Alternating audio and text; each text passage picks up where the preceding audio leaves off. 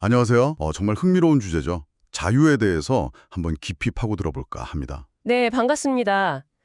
이게 보니까 개인적인 관계 문제부터 시작해서 뭐 사회 구조, 또 철학적인 고민까지 정말 다양한 관점들이 담겨 있더라고요. 맞습니다.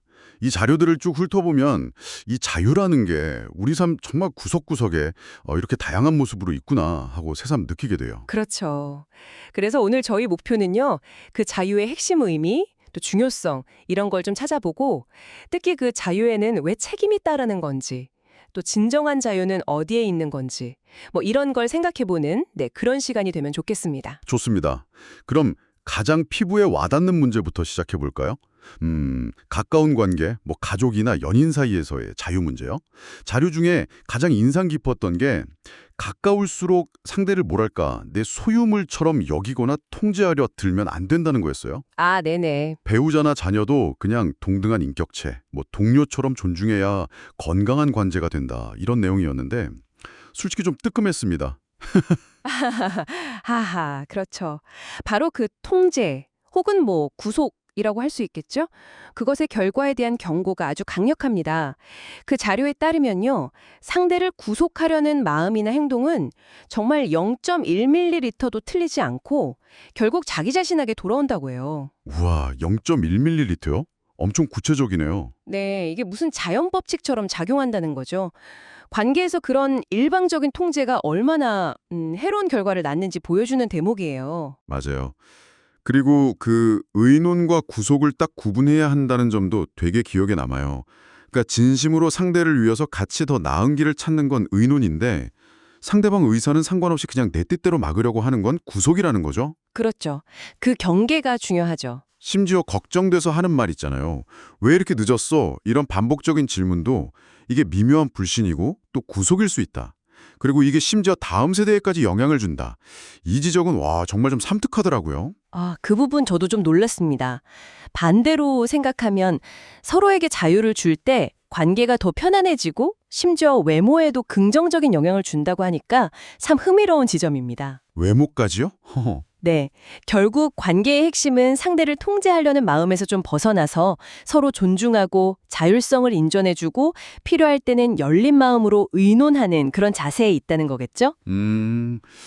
이렇게 관계 속 자유를 생각하다 보니까 그럼 자유 그 자체는 대체 뭘까? 하는 좀 더 근본적인 질문으로 가게 되네요. 네, 자연스럽게 그렇게 되죠. 자료들을 보니까 이게 단순히 뭐 외부 간섭이 없다거나 그냥 내 마음대로 할 수 있다.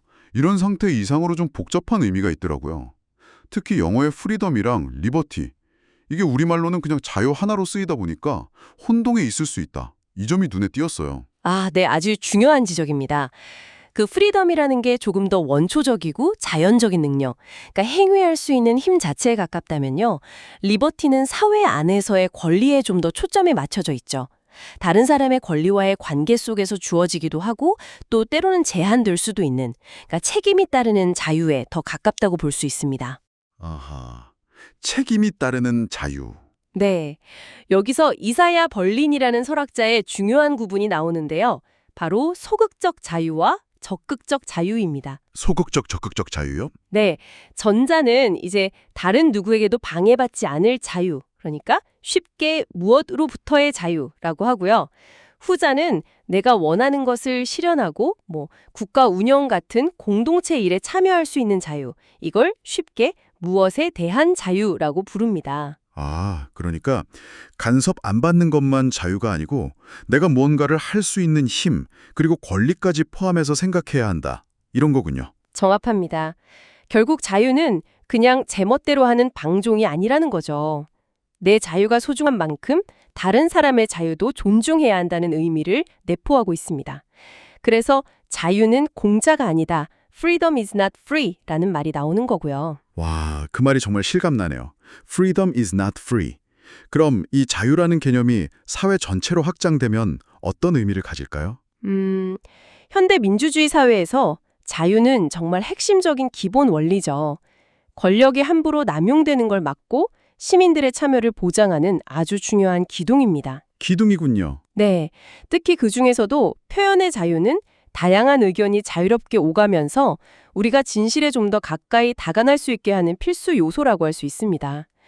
물론 이게 다른 사람의 명예나 사생활 보호 같은 또 다른 중요한 가치들과 충돌하면서 늘 좀 긴장 관계에 놓여 있기도 하고요. 그렇죠. 표현의 자유 문제가 참 어렵죠.